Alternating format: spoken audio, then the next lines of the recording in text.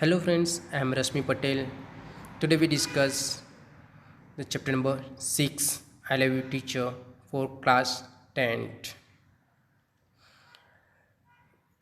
આ જે ચેપ્ટર છે આઈ લવ યુ ટીચર એ હેલેન કેલરના જીવન પર છે કે ઓટોબાયોગ્રાફી ઓફ હેલેન.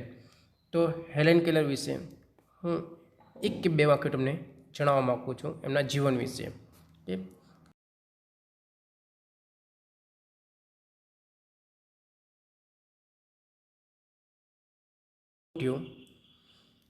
87 વર્ષની ઉંમરે 1 જૂન 1968માં થયો હતો.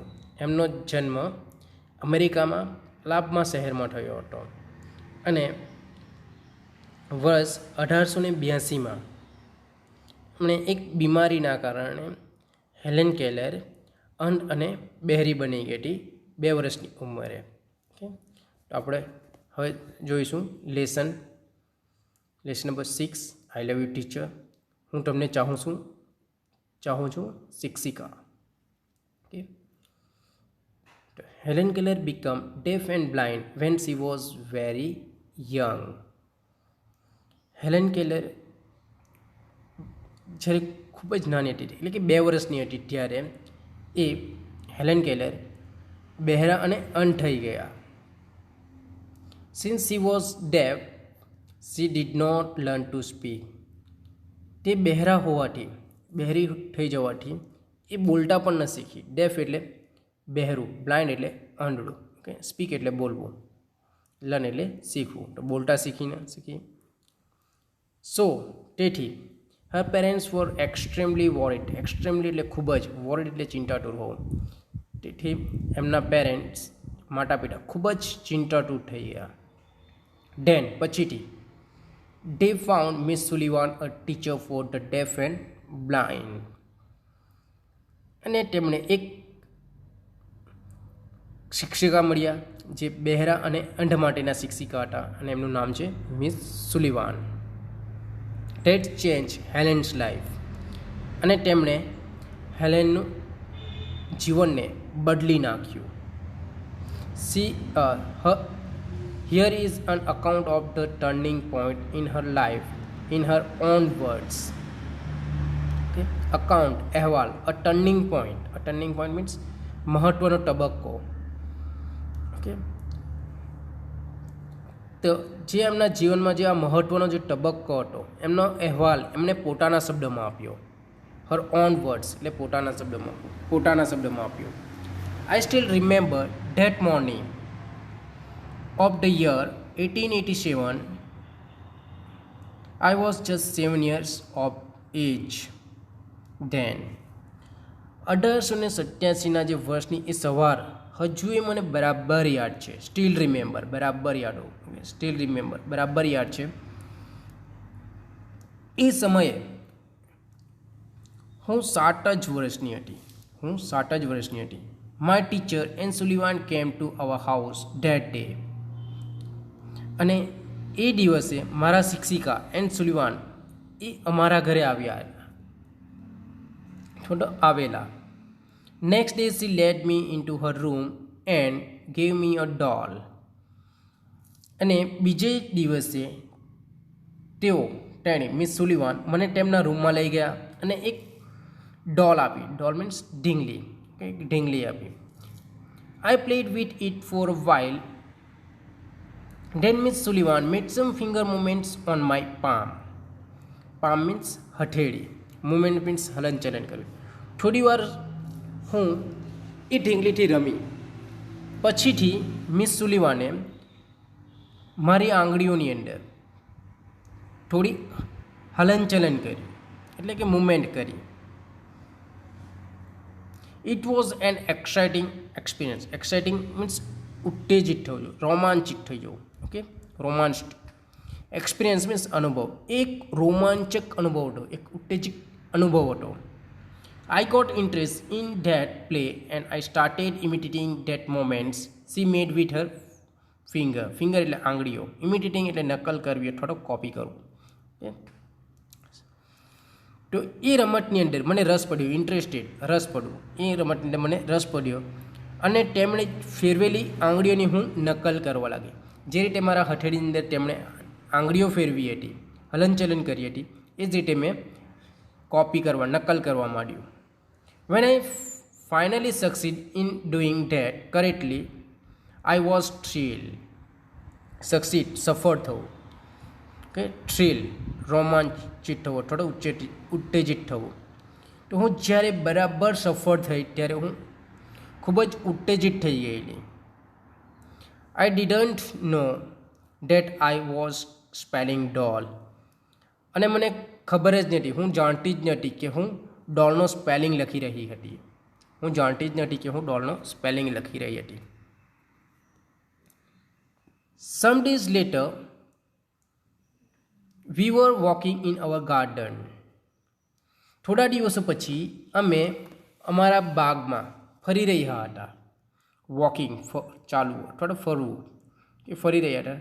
Suddenly my teacher put my hand under the water tap. Suddenly, અચાનક.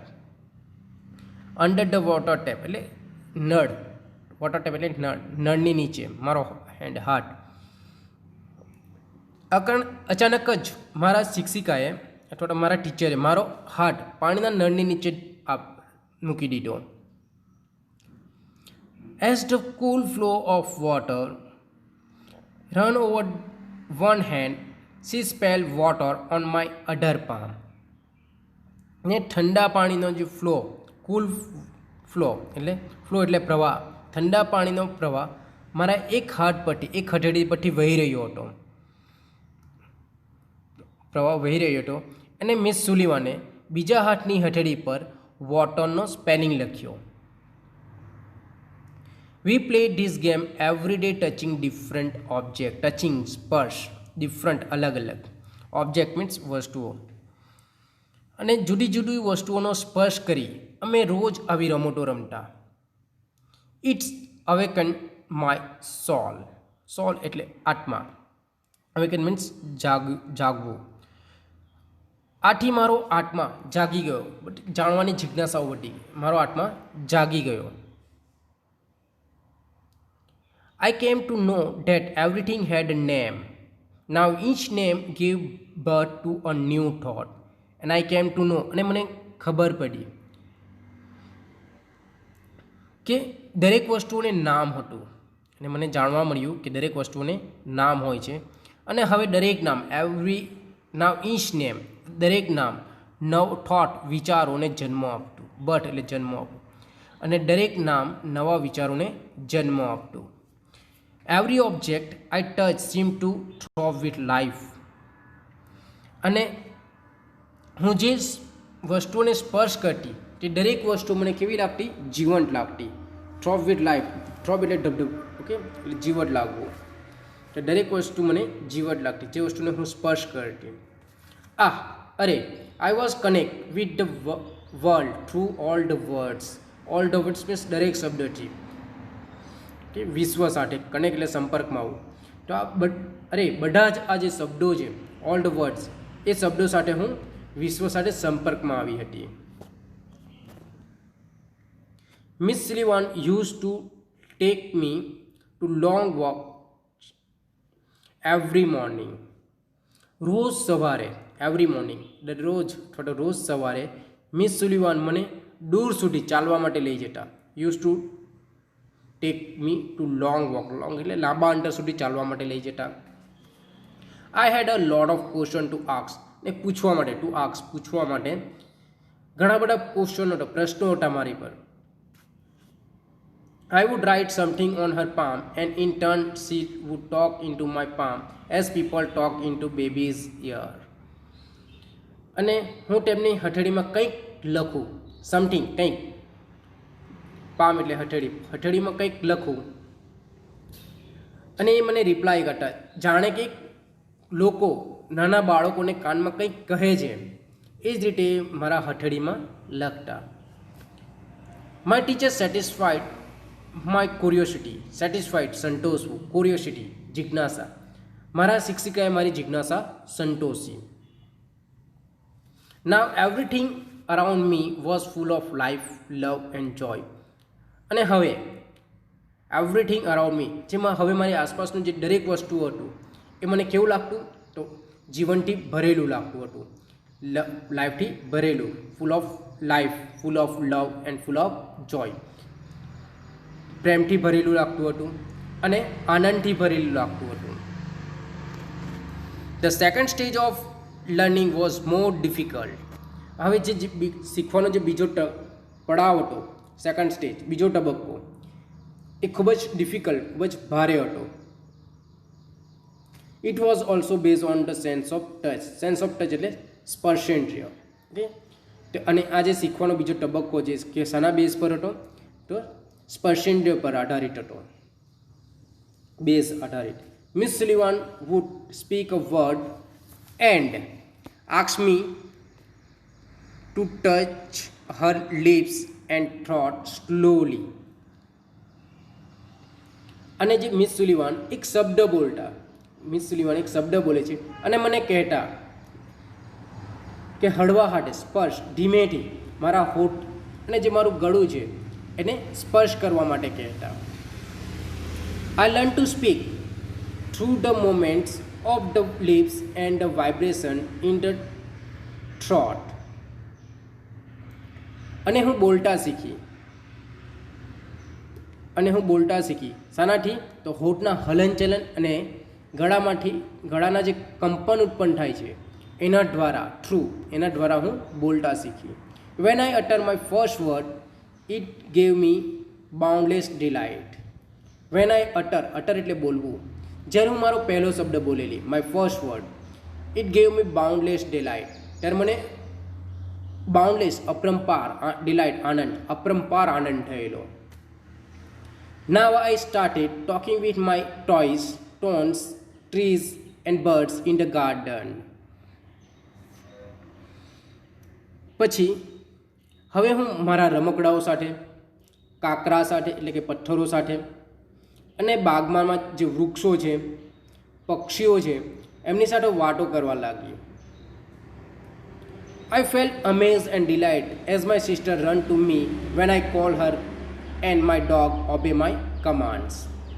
I felt amazed, મને આશ્ચર્ય થયેલું અને આનંદ થયેલો જ્યારે મેં મારી બહેનને બોલાવી ત્યારે એ દોડતી મારી પાસે આવેલી, ત્યારે ખૂબ જ મને આશ્ચર્ય અને આનંદ થયેલો. અને મારો કૂતરો, my dog, obey my command, obey એટલે પાલન કરવું, મારા કમાન્ડનું એટલે કે સૂચનોનું પાલન કરતો. I was able to speak, it was a miracle. અને હું બોલી શકતી હતી, એક ચમત્કાર હતો. When I studied seriously, it seemed more like play than work. જ્યારે હું ભણવા પ્રત્યે ગંભીર થઈ, અભ્યાસમાં ગંભીર થઈ, ત્યારે મને એક કામ કરતાં રમત વધારે લાગતું, ખૂબ જ મને રસ પડતો. Whenever anything delight or interest me, Miss Sullivan would talk about that as if she were a little girl herself. Whenever, જ્યારે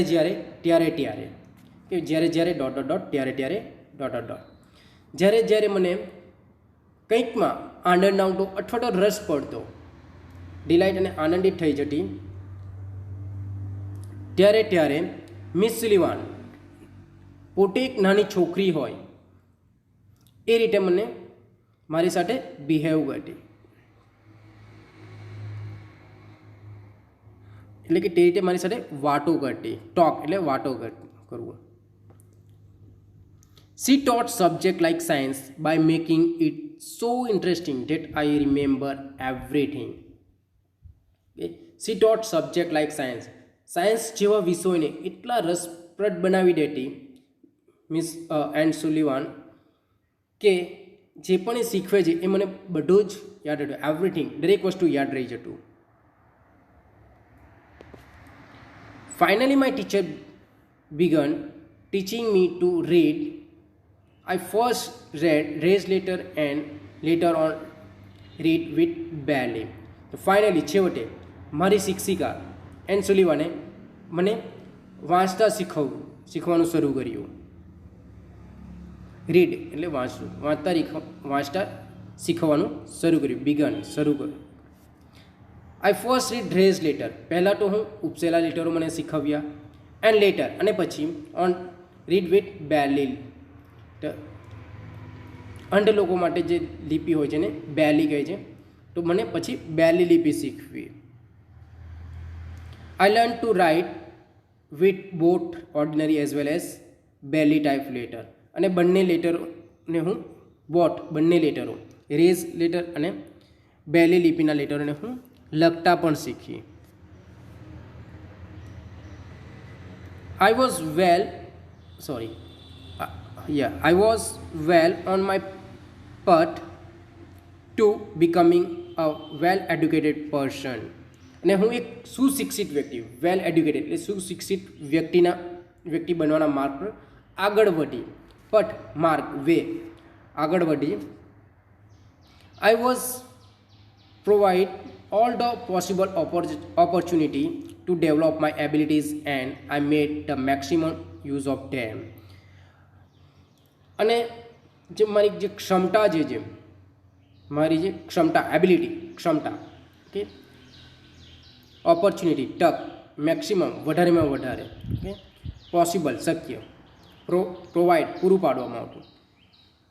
તો મારી ક્ષમતાઓને વિકસાવવાની જે બધી શક્ય જેટલી તકો મને આપવામાં આવી, પ્રોવાઈડ કરવામાં આવી, એ બધી જે તકોને મેં મહત્તમ ઉપયોગ કર્યો, વધારેમાં વધારે ઉપયોગ કર્યો. I developed great confidence and I even visit the President Cleveland at the White House. અને મારો આત્મવિશ્વાસ ખૂબ જ વધ્યો, જેથી મારો આત્મવિશ્વાસ ખૂબ જ વધ્યો અને હું વ્હાઇટ હાઉસમાં જે રાષ્ટ્રપતિ હતા, વ્હાઇટ હાઉસમાં રાષ્ટ્રપ્રમુખ, ઓકે, રાષ્ટ્રપતિ પ્રેસિડેન્ટને ક્લેવલેન્ડને મળી, okay, Cleveland president of America. So in this video we learned half lesson. We stopped here. Okay, we continue this lesson in next video. Thank you for watching.